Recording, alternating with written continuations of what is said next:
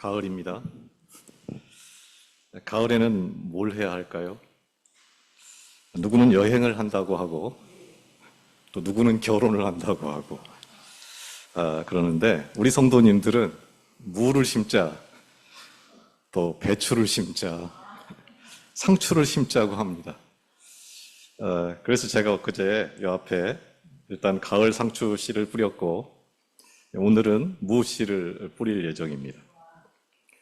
배추는 벌레가 많다고 하니까 이제 무랑 파, 상추만 심는 것으로 정리했습니다. 그런데 제 질문은 이겁니다. 왜 아무 씨나 뿌리고 하나님, 이 씨는 배추가 되게 해주세요. 하나님, 이 씨는 상추가 되게 해주세요. 이렇게 믿음으로 기도하면 되지. 왜 상추를 먹고 싶으면 꼭 상추 씨를 심고 무를 키우고 싶으면 무 씨를 심느냐는 거예요. 왜 그렇지요? 콩 심은데 콩 나고 팥 심은데 팥 나도록 한 것이 우주 만물을 지배하는 하나님의 원리, 하나님의 법이기 때문입니다. 땅에 살구나무를 심고서 그 옆에 복숭아라는 팻말을 붙여 놓았습니다. 나중에 무슨 열매가 맺힐까요? 살구가 맺힙니다. 아무리 복숭아가 맺히기를 간절히 원해도 그 옆에 아무리 복숭아 팻말을 붙이고 복숭아가 자라기에 좋은 거름을 아무리 많이 해도 복숭아가 맺힐 일은 없습니다. 아무리 간절히 기도를 하고 복숭아가 맺힐 거다 그렇게 마음에 확실히 믿어도 살구가 맺힙니다. 그렇죠? 왜 그렇습니까? 살구를 심어야 살구가 달리고 복숭아를 심어야 복숭아가 열리는 것이 하나님이 만드신 질서고 법이기 때문입니다. 이 지극히 상식적인 것, 누구나 알 수 있는 이 단순한 이치와 원리를 알고 그 원리대로 살아가는 것이 중요합니다. 늘 말씀드리는 것처럼 물질 세계의 원리와 영적 세계의 원리는 동일합니다. 물질 세계든 영적인 세계든 심은 대로 거둘 뿐입니다. 심은 것을 거두는 거예요. 그러고 보면 인생도 다르지 않습니다. 결국 인생은 무엇을 심을 거냐 하는 문제입니다. 예외가 없습니다. 보이는 세계에서 이루어지는, 우리가 늘 보는 이 세계에서 이루어지는 이 원리, 이 법칙이 보이지 않는 세계, 영적인 세계에서도 동일하게 적용되는 거예요. 그런데 참 아이러니한 것은 뭐냐면은 이거를 받아들이는데 엄청나게 큰 믿음이 필요하다는 거예요. 매일 보면서도 그걸 못 믿는 거예요. 오늘 말씀을 통해서 이 상식이 통하는 것이 하나님의 나라이고 이 믿음을 요구하는 것이 하나님의 나라고 이 단순한 원리와 법을 믿고 실천하는 것이 영원한 생명을 얻는 유일한 길임을 아는 은혜가 임하기를 원합니다. 오늘은 갈라디아서 18번째 마지막입니다. 이미 9개월째 갈라디아서를 반복해서 말씀드리고 있으니까 나름대로 정리가 되어 가실 줄 믿습니다만 성경이 말하는 복음, 기쁜 소식은 나만 잘 먹고 잘 사는 그게 아니고 세상 모든 사람이 다 행복하기를 소원했던 그 아브라함에게 주어진 복음, 그 복음을 말하고 있습니다. 성경이 말하는 자유는 내 마음대로 뭐든지 할 수 있는 자유를 말하는 게 아니고 서로 짐을 져주고 서로 종이 되어주는 그 자유, 그 자유다는 것을 말씀드렸습니다. 천국도 다르지 않습니다. 내가 생각하는 천국하고 성경이 말하는 천국은 너무 다를 수 있습니다. 성경이 말하는 천국은 하나님이 제일 큰 짐을 지고 하나님이 가장 낮고 천한 종이 되어 섬기는 바로 그 나라입니다. 자기 마음대로 해석하지 말고 중요한 단어마다 제가 늘 뭐를 붙이라고 그랬죠? 그 자를 붙여라. 그 복음입니다. 그 성령입니다. 그 약속입니다. 그 자유입니다. 그 천국입니다. 갈라디아서를 마무리하면서 여러분과 제가 나누고 싶은 것은 엄청나게 대단하고 심오한 것이 아니고 너무나 단순한 진리입니다. 가장 상식적이고 기초적인 것입니다. 누구라도 알 수 있고 이미 알고 있는, 그리고 실천할 수 있는 것들입니다. 이제 본문으로 들어가 보겠습니다. 갈라디아서 6장 11절입니다. 내 손으로 너희에게 이렇게 큰 글자로 쓴 것을 보라. 큰 글자로 썼다는 것은 중요하다는 말이죠. 밑줄 쫙 그으라는 말이지요. 이 세상뿐만 아니고 오는 세상, 다가오는 세상까지 포함해서 영원히 결정적으로 중요한 내용이니까 난 안다 이렇게 생각 말고, 자기 마음대로 생각하지 말고 귀를 기울여 듣고 마음에 새기라는 것입니다. 이제 그 핵심이 나타납니다. 12절, 13절입니다. 무릇 육체의 모양을 내려 하는 자들이 억지로 너희에게 할례를 받게 함은 그들이 그리스도의 십자가로 말미암아 박해를 면하려 함뿐이라. 할례를 받은 그들이라도 스스로 율법은 지키지 아니하고 너희에게 할례를 받게 하려는 것은 그들이 너희의 육체로 자랑하려 함이라. 육체에서 시작해서 육체로 끝나네요. 그죠? 육체가 뭐라고 그랬나요? 여기서 육체란 인간의 몸, 육신을 말하는 것이 아니고 하나님을 떠난 상태의 인간을 말한다고 했습니다. 이 세상 그 어디서도 가장 깊은 호흡, 가장 깊은 만족을 얻을 수 없는 텅 빈 존재로서의 인간을 말하는 것입니다. 자기 자신을 하나님으로 삼는, 자신 말은 나름대로 다 볼 수 있다, 알 수 있다 이렇게 생각하고 자신을 중심으로 모든 것을 생각하고 판단하고 원하는 그런 이기적인 본성, 그 악마적인 상태를 말하는 것입니다. 그런 인간의 실상을 오늘 본문은 4가지로 보여줍니다. 첫째, 육체의 모양을 내려 한다는 거지요. 눈에 보이는 것, 보이는 현상이 중요하다는 거예요. 남의 눈에 어떻게 보이는지가 그게 중요하다는 거예요. 둘째, 십자가로 말미암은 박해를 면하려 함뿐이다.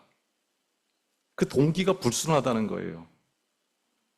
어떻게든 그 순간을 모면하고 피하고 도망치려고 할 뿐이지 도무지 진실과 대면할 줄을 모른다는 겁니다.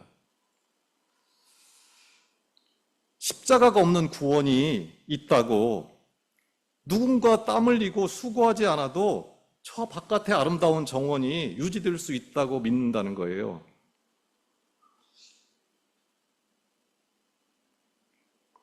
셋째, 자기 스스로는 지키지 않습니다.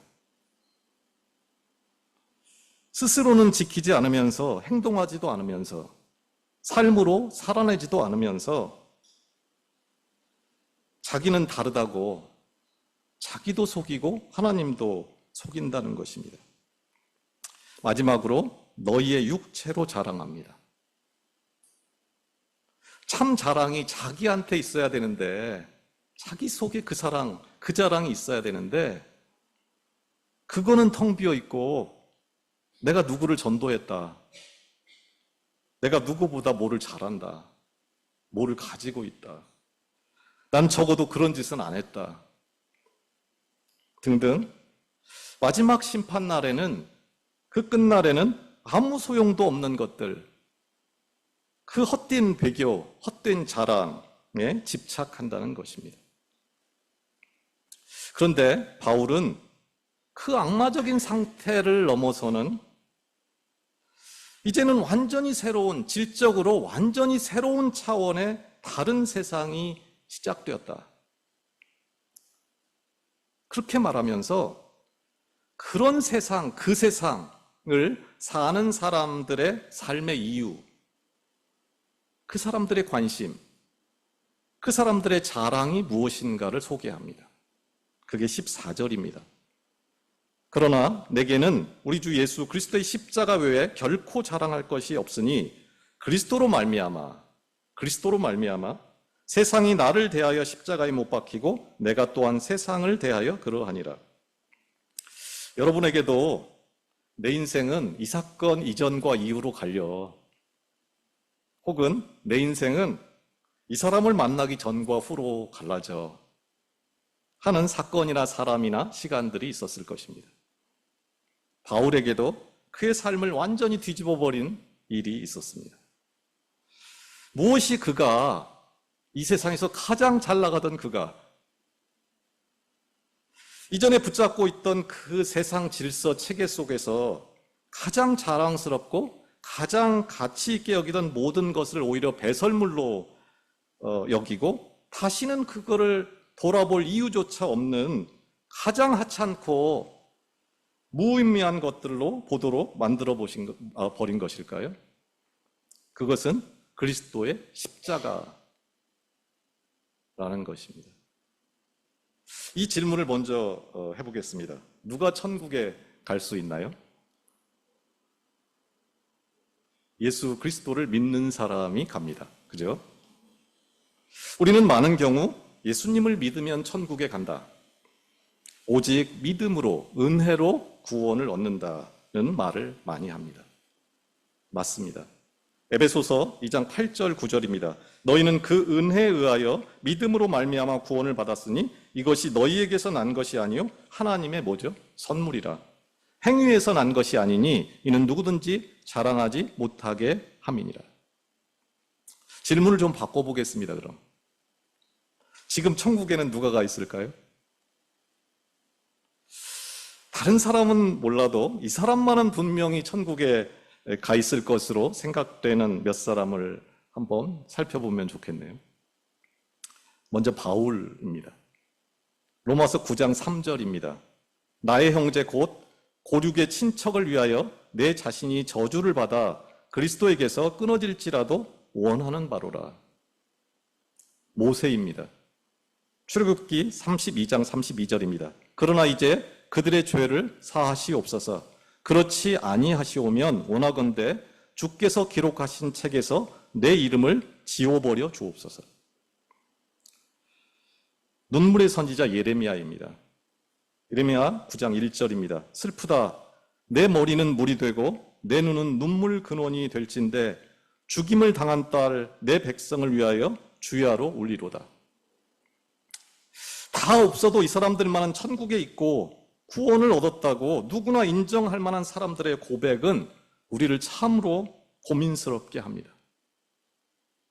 그들은 내가 어떻게 하면 구원을 얻을 수 있을까를 고민한 사람들이 아니고 어떻게 하면 다른 사람들이 다 구원을 받을 수 있게 할 수 있을까를 고민한 사람들입니다. 내가 어떻게 하면 행복해질 수 있을까를 고민한 사람들이 아니고 어떻게 하면 다른 모든 사람을 행복하게 할 수 있을까를 고민한 사람들입니다. 다른 사람들이 다 구원을 받을 수만 있다면 자기는 구원을 받지 못해도 좋고 저주를 받아도 상관없다. 그것도 영원히 저주받아도 상관없다고 생각했다는 겁니다. 여러분 생각에는 이들이 왜 이런 고민을 하고 왜 이런 것에 관심을 가지고 왜 이런 일로 눈물이 마를 날이 없는 삶을 살았다고 생각되십니까? 그것은 그들이 하나님을 만나고 경험한 후에 비로소 하나님의 고민, 하나님의 관심, 하나님의 눈물이 무엇인지를 알았기 때문입니다. 이제 여러분 생각에는 어떤 사람들이 가득한 곳이 천국인가요? 어떻게 하면 내가 구원을 얻을 수 있나? 그거를 고민하고 평생 이 문제로 씨름하면서 힘을 쏟은 사람들이 가득한 곳일까요? 아니면 나보다 먼저 남을 생각하는 사람들, 어떻게 하면 다른 사람의 짐을 져주고 다른 사람의 종이 되고 모든 사람이 다 행복하고 구원받게 할 방법은 없을까 하는 문제로 괴롭고 고민하고 눈물 짓던 사람들이 가득한 곳인가요? 어디가 천국인 게 진짜 천국 같아요? 그리스도의 십자가는 하나님이 참 하나님임을 입증한 사건입니다. 생각해 보시죠. 하나님이 진짜 하나님이라면, 그분이 참 하나님이라면 어떻게 그분이 자기가 하나님임을 입증할 수 있나요? 기적을 일으킴으로, 이 세상 그 무엇 누구도 할 수 없는 것을 말 한마디로 딱 무에서 유를 창조하는 것으로 입증할 수 있을까요? 당연히 그럴 수 있겠지요. 그러나 진짜 하나님이라면, 진짜 이 세상을 만든 분이라면 그는 이 세상 가장 작은 것 하나에도 관심을 기울이고 자식이 고통하는 현장에 가장 먼저 달려가서 생명을 거는 그 부모의 모습으로 입증될 수밖에 없을 것입니다. 가장 이 세상 누구보다 제일 큰 짐을 지는 자로, 가장 낮고 천한 종, 마침내 자기 목숨까지 내놓는 종이 되는 것으로 자기가 하나님임을 입증할 수밖에 없을 것입니다. 한 알의 밀이 땅에 떨어져 죽음같이 죄와 허물로 죽은 우리를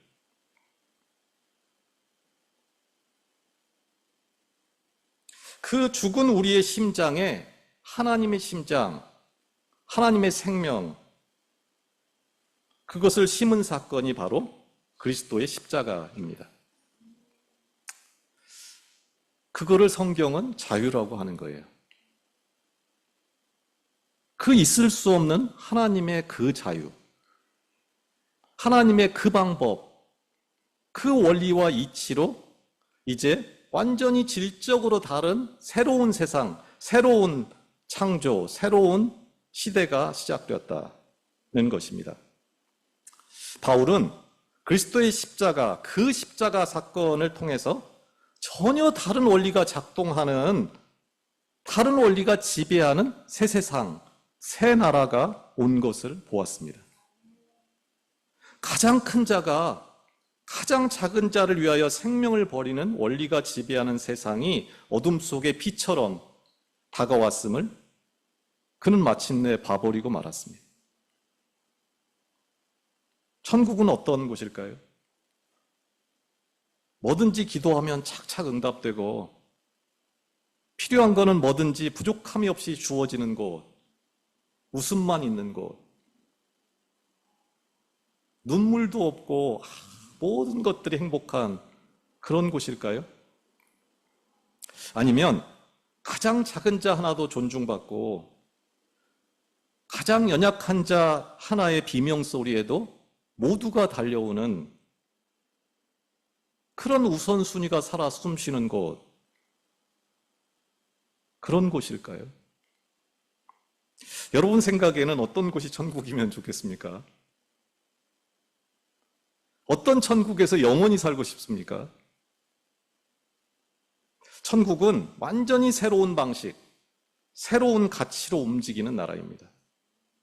그것을 바울은 이렇게 표현합니다. 15절입니다. 할례나 무할례가 아무것도 아니로되 오직 새로 지으심을 받는 것만이 중요하니라. 뭘 가졌냐? 갖지 않았냐? 뭘 했느냐, 하지 않았느냐가 중요한 게 아니고 질적으로 전혀 다른 차원의 피조물이 되었는가? 본질적으로 네가 살아가는 이유, 네가 살아가는 방법, 네 속에 있는 참 자랑이 바뀌었느냐 하는 게 중요하다는 거예요. 십자가를 지신 그 하나님의 생명, 그 생명이 그 가슴 속에 살고 있느냐가 중요하다는 거예요. 이전에 세상 구조 속에서는 이거를 갈라디아에서는 여러 가지 말로 표현하는데 이거를 초등학문이라고 보통 부릅니다. 사람이 살려면 태어나면서부터 그 살아갈 어떤 체제가 있어야 되죠. 부모가 자녀를 돌보고 학교를 가고 하는 그것 없이는 물이 있어야 물고기가 살 수 있는 것처럼 그 체계가 있어야 돼요. 그 이전의 세상 구조 속에서는 모든 사람이 이것이 성공이야, 이것이 최상이야, 이것이 가장 중요해 라고 모두가 동의하던 것들이 이제는 무가치하게 되고 오직 그리스도의 십자가만 자랑이 되고 원리가 되고 방법이 되는 존재가 되었는가라는 것을 물어야 한다는 겁니다. 이 새로운 존재, 새 생명의 사람들을 성경은 이렇게 표현합니다. 16절입니다. 무릇 이 규례를 행하는 자에게와 하나님의 이스라엘에게 평강과 긍휼이 있을지어다. 이런 자에게 영원한 평화, 평강이 주어진다는 거예요. 이 규례를 행하는 자를 진짜 이스라엘, 하나님의 이스라엘이라고 부르는데 여기서 이 규례를 행한다라는 말이 중요합니다. 하나님이 지극히 작은 나를 포기할 수 없어서 나를 살리려고 자신의 목숨을 버린 그 사랑의 방식이 내 삶의 방식이 되고 하나님의 그 눈물이 나의 눈물이 되는 그런 삶을 오늘 여기 이 땅에서 매일의 일상에서 사는 자를 이 규례를 행하는 자라고 말합니다. 예수님의 십자가를 머리로 믿고 동의하고 하는 걸로 구원을 얻는 게 아니고 그 십자가를 자신의 일상에서 적극적으로 행하는 자가 구원을 얻는다. 그거를 하나님의 이스라엘이라고 말한다는 거예요.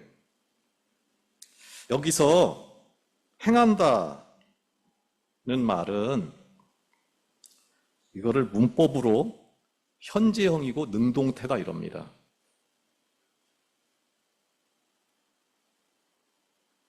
이 새로운 원리가 작동하는 나라에 함께 참여하고 함께 행진한다는 말입니다. 이 새로운 세상, 하나님의 나라를 이 땅에서 지금 살고 있는 사람들의 모습을 생생하게 보여주는 것이 17절입니다. 이후로는 누구든지 나를 괴롭게 하지 말라. 내가 내 몸에 예수의 흔적을 지니고 있노라. 하나님을 만나면 모든 것이 다 해결되고 원하는 대로 구해라. 다 들어주겠다 그러셨잖아요. 다 해결되고 고생 끝 행복 시작일까요? 이전에 하나님을 만났던 사람들이 그랬나요? 반대로 하나님을 만나면 더 큰 괴로움이 내 안에 찾아올까요? 그 괴로움은 내가 이전에 가졌던 그 괴로움일까요? 아니면 전혀 다른 차원의 괴로움들이 물밀듯이 파도처럼 내 삶에 찾아올까요? 여기서 흔적이라는 거는 고대 노예들을 이게 쇠를 달궈서 이렇게 불로 달궈서 지지는 거지, 낙인을 말하는 겁니다. 흔적이라는 거는 흔적을 지니고 라는 표현도 앞에 이 규례를 행하고랑 같은 말이에요. 현재고 능동태입니다. 이 흔적, 이 괴로움이 앞서 텅 빈 인간들은 그거를 모면하려고 합니다. 그런데 이 사람들은 나는 예수의 사람이라는 낙인을 찍고서 삽니다. 그것도 능동적으로. 그리고 매일. 그 괴로움, 그 흔적이 일상이 되고 끊임없이 파도처럼 밀어닥치는 고난의 삶이 찾아온다는 거예요. 그런데 이 괴로움과 이 흔적이 피하고 피하다가 어쩔 수 없이 생기는 게 아니고 적극적으로 그것을 감당하고 부딪혀 간다는 것입니다. 지극히 작은 자 하나에게 한 것이 곧 내게 한 것이다 는 예수님의 말씀은 그냥 하는 꾸미는 말 수사가 아닙니다. 하나님의 마음이 어디 머무는가를 정확하게 표현한 것입니다. 모든 사람이 큰 자가 되고 큰 일을 꿈꿀 때, 그 일을 구할 때 가장 작은 자가 되려 하고 가장 작은 자 하나에게 무엇을 해줄 것인가를 고민하려고 할 때는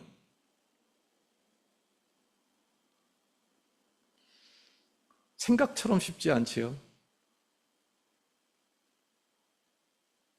괴로울 것, 그 흔적들 낙인 찍히고 그 이상한 사람 되잖아요. 그런데 그거를 얼마든지 감내하겠다는 것입니다. 심은 대로 거둡니다. 천국도 다르지 않습니다. 지금 세상에서 내가 천국을 심을 때 오는 세상에서도 천국을 살게 된다는 겁니다. 서로가 짐을 져주고 서로가 종이 되어주고 서로의 가장 깊은 속내를 알아주고 가장 작은 자가 가장 우선이 되는 그런 삶, 그 십자가의 삶의 원리와는 전혀 반대의 삶을 살다가 죽어서 그 십자가의 원리가 지배하는 나라를 살아갈 수 있는 걸까요? 이 땅에서는 콩을 심었는데 저 땅에서는 팥이 나는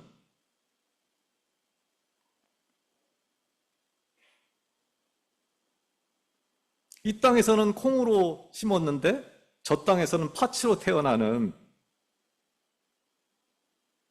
이 땅에서는 내가 모양을 내기에 바쁘고 자기밖에 모르는 삶을 살았는데 이 땅에서는 속이는 자로 살았는데 오는 세상에서는 타인이 우선이고 겉만 모양 내는 자가 아니고 속까지 다 바뀐 그런 자로 태어나는 그런 일이 오직 은혜로 가능하게 된다. 그거를 믿으라는 그 불편한 진실을 외치는 복음이 대체 성경 어디에 있나요? 바울은 그런 생각, 그런 육체의 생각을 십자가에 못 박으라고 하는 것입니다. 철저히 그 일에서 손을 털라는 거예요. 만일 심은 대로 거둘 수 있다는 것을 믿는다면, 내가 진짜 그걸 확실히 믿는다라고 한다면, 그렇다면 뭐를 심는 게 제일 좋을까요? 바보가 아닌 이상 제일 큰 것을 심을 것입니다. 가장 귀한 것을 심어야 할 것입니다. 가장 행복하고 가장 영원한 것을, 비교할 수 없는 가치를 심어야 할 것입니다. 바울은 그 간단한 이치, 그 기초적이고 상식적인 것을 믿지 못하고 마음이 흔들리고 영원한 죽음을 자초하는 자들을 바라보면서 애타는 아비의 심정으로 말하는 겁니다. 제발 나 좀 괴롭히지 마라. 바울은 그게 괴롭다는 거예요. 바울은 그게 힘든 거예요. 여러분의 자랑은 무엇입니까? 여러분의 괴로움은 무엇입니까? 가장 답답한 것이 뭡니까? 이 문제만 해결할 수 있다면 뭐든지 하겠다고 생각하는 그 궁극적인 가치가 무엇입니까? 여러분의 가장 깊은 목마름은 뭡니까? 여러분의 관심이, 여러분의 고민이, 여러분의 눈물이 향하는 곳은 어디입니까? 이 세상은 끝이 아닙니다. 이 세상이 끝이라고 생각하는 사람들이 말하는 그 성공, 그 행복, 그 꿈을 거부하는 것은, 그것을 십자가에 못 박는 것은 말처럼 쉬운 일은 아닙니다. 그러나 보이지 않는 세계도 보이는 세계와 같습니다. 한 하나님이 만들었습니다. 심은 대로 거두게 되어 있습니다. 오늘 우리가 심고 사는 세상이 다가오는 세상에도 이어지고, 내가 심은 그 세상을 나는 거둘 것입니다. 오직 예수 그리스도의 십자가로 가능해진 일입니다.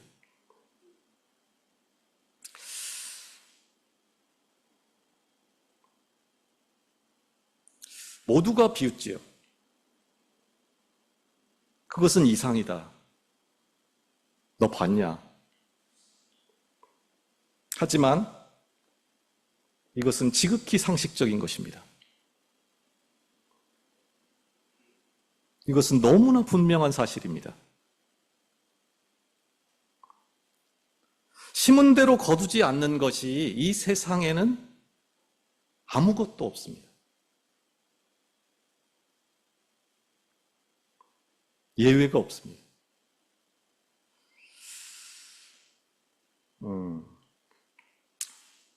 너희같이 작은 자들이, 너희같이 작은 교회가 꾸기에는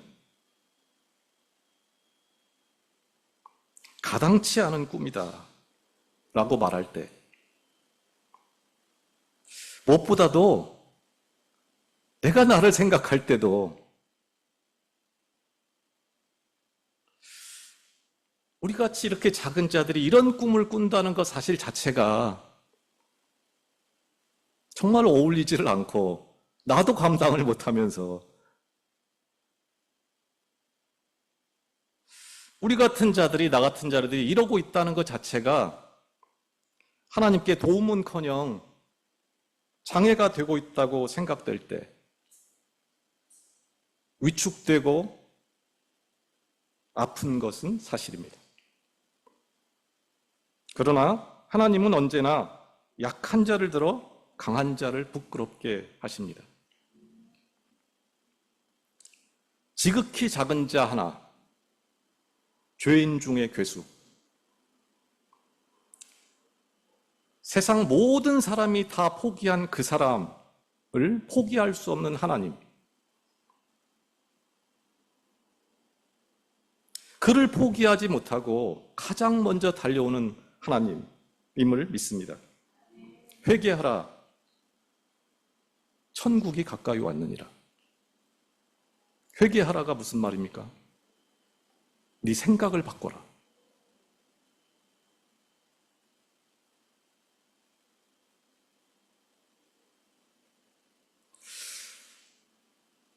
회개하라, 천국이 가까이 왔느니라. 이미 이 땅에 그리스도의 십자가로 시작된 새로운 나라, 모두가 행복한 그 새 세상에 대한 유업,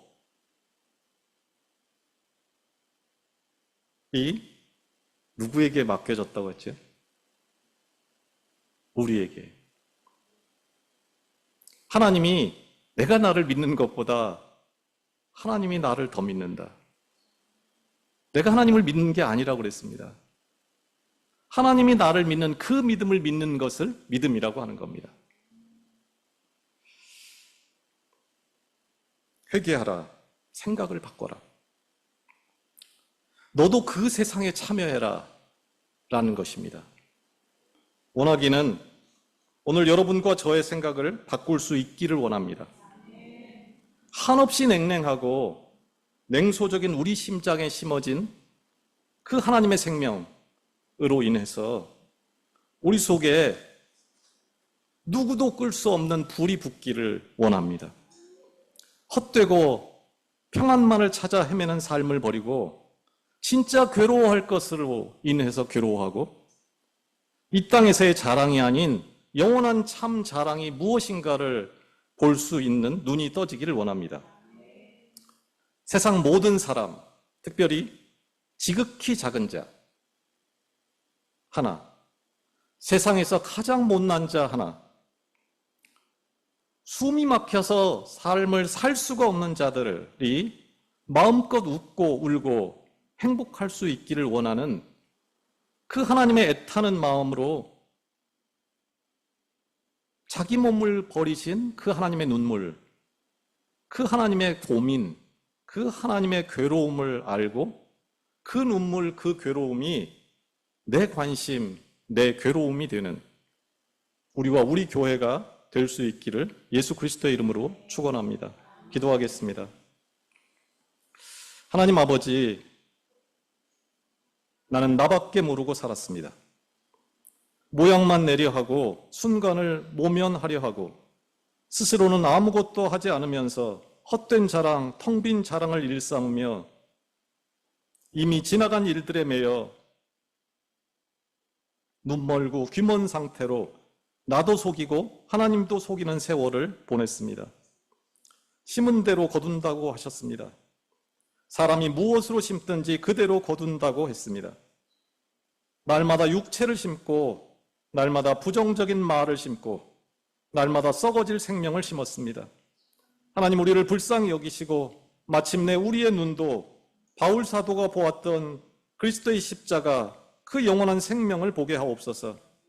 우리도 이 규례를 행하는 자, 참 자랑이 있는 자, 예수의 흔적을 지니고 날마다 행동하며 새나라 새 생명을 누리고 확장하는 자로 살게 인도해 주시옵소서. 오늘 이 땅에서 하나님의 관심과 눈물을 심게 하옵소서. 예수 그리스도의 이름으로 기도합니다. 아멘.